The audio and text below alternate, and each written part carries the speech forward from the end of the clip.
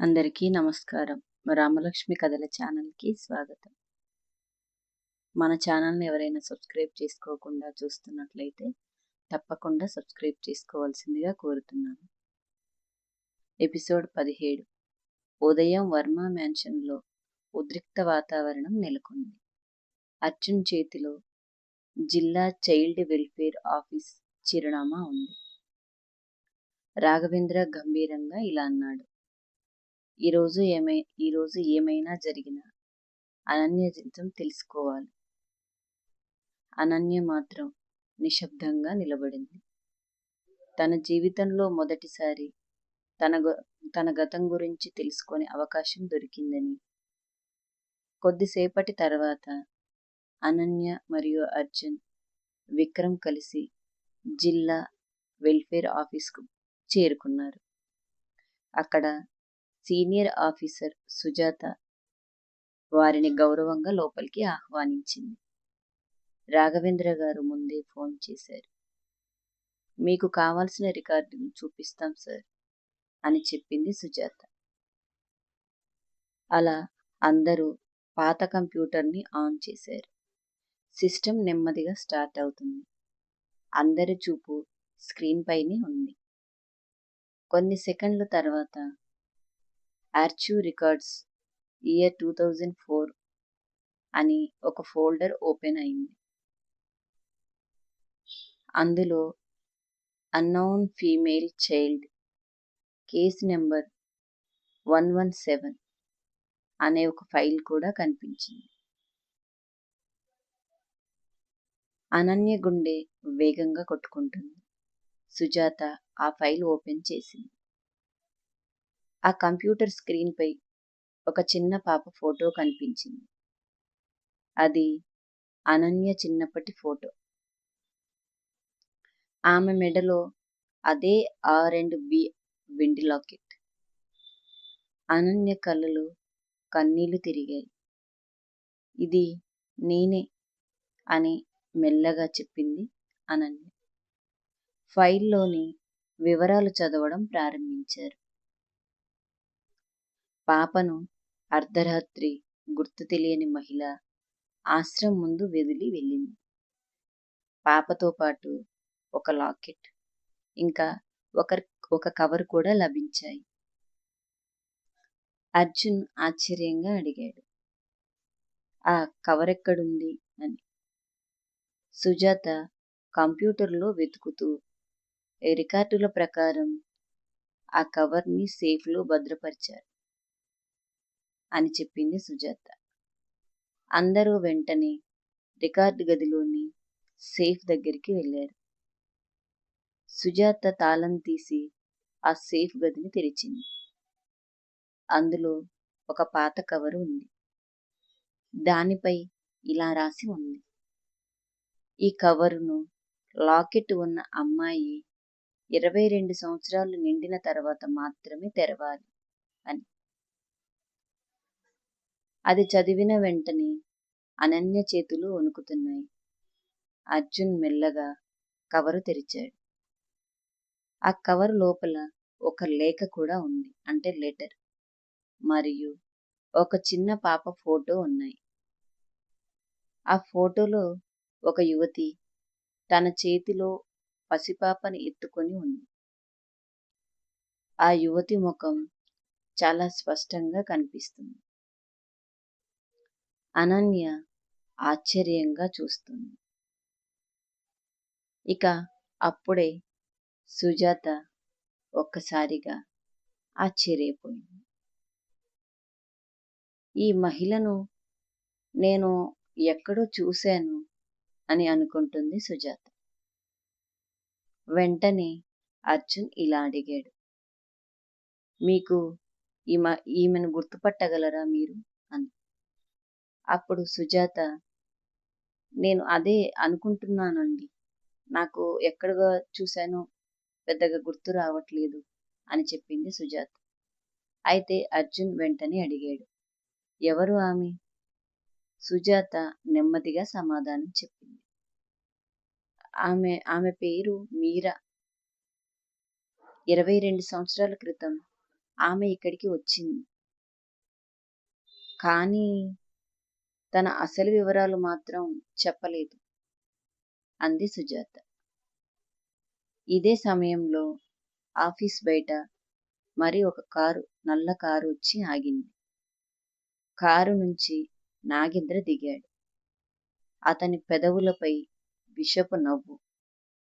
నిజం బయటకు రాకముందే ఆ లేఖ నా చేతికి చిక్కాలి అనే అతని ప్లాన్. అలా అతను నెమ్మదిగా ఆఫీస్ లోపలికి వచ్చాడు. మీరా ఎవరు అని అడిగింది అనన్య. లేఖలో అనన్య గురించి ఏం రహస్యం ఉంది? నాగేంద్ర ఆ లేఖను దొంగలించగలడా? కథలో మరో భారీ ట్విస్ట్ బయటపడబోతుందా?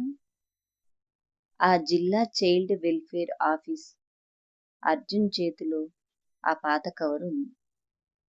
అందరి చూపు అదే లెటర్ మీద ఉంది. అప్పుడే ఆఫీస్ మెయిన్ తలుపులు తెరుచుకున్నాయి. నాగేంద్ర చిరునవ్వుతో లోపలికి అడుగుపెట్టాడు. అన్నయ్య, మీరు ఇక్కడ ఉన్నారని తెలిసి నేను వచ్చాను అన్నాడు నాగేంద్ర. రాఘవేంద్ర ఆశ్చర్యంగా చూశాడు నాగేంద్ర. నాగేంద్ర, నువ్వు ఇక్కడికి ఎందుకు వచ్చావు అని అడిగాడు రాఘవేంద్ర. ఆ మాటలు విన్న నాగేంద్ర నవ్వుతూ, మన కుటుంబానికి సంబంధించిన విషయం అయితే నేను తెలుసుకోవాలి కదా అన్నయ్య అన్నాడు నాగేంద్ర. అర్జున్ మాత్రం అతని ముఖాన్ని అనుమానంగా చూస్తున్నాడు. సుజాత ఆ లేఖను అర్జున్ చేతిలో పెట్టింది. ఇది ఇప్పటి వరకు ఎవరూ తెరవలేదు. నేను మొదటిసారి ఈరోజే తెరుస్తున్నాను అని చెప్పింది సుజాత. ఆ మాటలకు అర్జున్ జాగ్రత్తగా ఆ కవరు తెరిచాడు. లోపల ఉన్న ఆ లెటర్ను బయటకు తీశాడు. ఆ లెటర్లో ఇలా రాసి ఉంది. ఈ లేఖ చదివే వారికి నా పేరు మీరా. ఈ పాపకు నేను జన్మనివ్వలేదు. ఆ ఒక్క వాక్యం వినగానే అనన్య ఒక్కసారిగా షాక్ అయింది. ఏమిటి, మీరా అని చెప్పింది కదా, మరి నాకు జన్మనివ్వలేదని చెప్తుంది? అసలు ఏం జరుగుతుంది ఇక్కడ అని ఆశ్చర్యంలో ఉంది అనన్య. అర్జున్ చదవడం కొనసాగించాడు. కానీ ఈ పాపను నా ప్రాణం కంటే ఎక్కువగా ప్రేమించాను అని ఆ లేఖలో రాసింది మీరా. ఆమెను నాకు అప్పగించిన వాళ్ళ పేర్లు నేనిప్పుడు చెప్పలేను. ఎందుకంటే వాళ్ళ ప్రాణాలు కూడా ప్రమాదంలో ఉన్నాయి. ఆ మాటలు విన్న అనన్య కళ్ళలో కన్నీళ్లు ఉప్పొంగాయి. అంటే మీరా నా అమ్మ కాదు, మరింక నా అమ్మ ఎవరు అని అనుకుంటుంది అనన్య. రాఘవేంద్ర నిశ్శబ్దంగా నిలబడ్డాడు. ఆ లెటర్లో మరో వాక్యం కూడా ఉంది. ఈ పాప అసలు తల్లిదండ్రులు చాలా పెద్ద ప్రమాదంలో చిక్కుకున్నారు అని. వాళ్ళను నమ్మిన ఒక వ్యక్తి వాళ్ళను మోసం చేశాడు అని ఆ లెటర్లో రాసింది మీరా. ఆ మాట విన్న నాగేంద్ర ముఖంలో క్షణం పాటు భయం కనిపించింది. కానీ వెంటనే తనను తాను సంభాళించుకున్నాడు నాగేంద్ర. ఇక అర్జున్ మాత్రం ఆ లెటర్ చదువుతూనే ఉన్నాడు. ఆ వ్యక్తి పేరు నేను ఈ లేఖలో రాయడం లేదు. ఎందుకంటే ఈ లేఖ అతని చేతికి చిక్కితే ఈ పాప కూడా చనిపోతుంది అని రాసిపెట్టింది మీరా. ఆ లెటర్ చదివిన అందరూ ఒక్కసారిగా ఒకరినొకరు చూసుకుంటున్నారు. ఇక అప్పుడే లేఖలో నుంచి ఒక చిన్న కాగితం కింద పడింది. విక్రమ్ దాన్ని తీసుకున్నాడు. అందులో ఒక చిరునామా కూడా ఉంది, అంటే అడ్రస్. ఆ అడ్రస్లో గిరిధాం గ్రామం, శ్రీ శ్రీనివాస నిలయం అని. అనన్య ఆశ్చర్యంగా అడిగింది, అది ఏమిటి? సుజాత సమాధానం చెప్పింది. మీరా చివరిసారి వెళ్ళిన అడ్రస్ ఇదే అని చెప్పింది సుజాత. నాగేంద్ర మనసులో ఇంకా మీరా బతికే ఉందా అని భయపడ్డాడు లోలోపల. ఎందుకంటే మీరా బతికి ఉంటే ఈ 22 సంవత్సరాల క్రితం జరిగిన అసలు నిజం బయటపడబోతుందేమో అని నాగేంద్ర లోలోపల భయపడుతున్నాడు. ఆ సమయంలో విక్రమ్ ఒక్కసారిగా ఇలా అన్నాడు. సార్, ఈ ఫోటో వెనుక ఏదో రాసి ఉంది, ఒకసారి చూడండి అని చెప్పాడు విక్రమ్. అందరూ ఆ ఫోటో వెనుక చూశారు. అందులో ఇలా రాసి ఉంది. ఈ పాప అసలు పేరులో మొదటి అక్షరం ఆ అని. అనన్య ఆశ్చర్యంగా నిలిచిపోయింది. అంటే నా పేరు అనన్య కూడా కాకపోవచ్చా? మరేంటి అని తన మనసులో అనుకుంటుంది అనన్య. రాఘవేంద్ర మెల్లగా అన్నాడు, మనం వెంటనే గిరిధాం గ్రామానికి వెళ్ళాలి అని. అప్పుడు మీరా అడ్రస్ దొరికితే ఈ రహస్యానికి సమాధానం తప్పకుండా దొరుకుతుంది అని రాఘవేంద్ర అందరికీ చెప్పాడు. ఇదంతా దూరంగా నిలబడి ఉన్న నాగేంద్ర నెమ్మదిగా ఫోన్ తీసి ఒకరికి ఫోన్ చేశాడు. వాళ్ళకంటే ముందే నువ్వు గిరిధాం చేరుకోండి. ఒకవేళ మీరా బ్రతికి ఉంటే ఇకపై ఆమె బ్రతకకూడదు అని తన మనుషులకు చెప్పాడు నాగేంద్ర. అతని కళ్ళలో క్రూరమైన నవ్వు మెరిసింది. ఇక ఆ తర్వాత అర్జున్, అనన్య గిరిధాం గ్రామానికి బయలుదేరుతారు. మీరా కోసం మొదలయ్యే ఈ ఉత్కంఠభరితమైన అన్వేషణ నాగేంద్ర హంతకులను పంపిస్తాడు.